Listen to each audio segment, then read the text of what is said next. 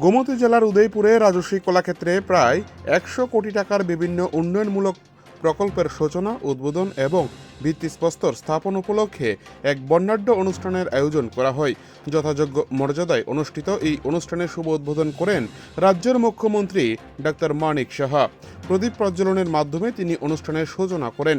অনুষ্ঠানে বিশেষ অতিথি হিসেবে উপস্থিত ছিলেন অর্থমন্ত্রী প্রণজিৎ সিংহ রায়, যুব বিষয়ক ও ক্রীড়া দপ্তরের মন্ত্রী টিঙ্কু রায়। এছাড়াও ছিলেন বিধায়ক অভিষেক দেবরায়, জিতেন্দ্র মজুমদার, জেলা পরিষদের সভাধিপতি দেবল দেবরায় সহ প্রমুখ। অনুষ্ঠানে স্বাগত ভাষণ প্রদান করেন গোমতী জেলার জেলাশাসক রিঙ্কু লাথের এবং অনুষ্ঠানের সভাপতিত্ব করেন উদয়পুর পৌর পরিষদের চেয়ারপারসন শীতল চন্দ্র মজুমদার। এই অনুষ্ঠানের মাধ্যমে গোমতী জেলায় মুখ্যমন্ত্রী নিরাময় আরোগ্য অভিযানের দ্বিতীয় ধাপের সূচনা করা হয়। পাশাপাশি নিরাময় স্বাস্থ্য কার্ড বিতরণ, নিরাময় ল্যাব নেটওয়ার্ক চালু, ডায়রিয়া প্রতিরোধ কর্মসূচির উদ্বোধন এবং শিশুদের মধ্যে ওআরএস কিট বিতরণ করা হয় এদিন। উদয়পুর থেকে নিজস্ব প্রতিনিধির রিপোর্ট, টিভি 100 বাংলা।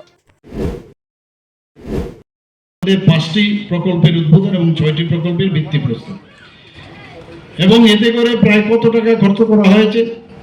105,43,41,000 টাকা। গত অর্থবর্ষে আপনাকে বলছি, শুধু গত অর্থবর্ষে আমি প্রায় বিভিন্ন জায়গায় ভিত্তিপ্রস্তর এবং এই ধরনের প্রকল্প উদ্বোধন করেছি প্রায় 1,500 কোটি টাকা। গত বছরে আমি করেছি।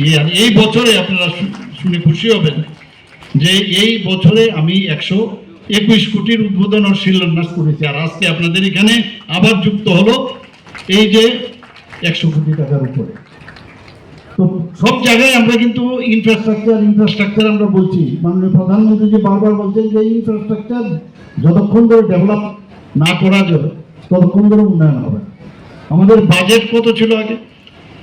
আমাদের 27,000 কোটি টাকা বাজেট ছিল। সেই জায়গায় 27,000 কোটি থেকে আমরা গত বছর, আগের বছর আমরা সেটাকে 32,000 কোটি টাকা করেছি। এরপর গত বছর আমরা সেটাকে 34,000 কোটি টাকা করেছি।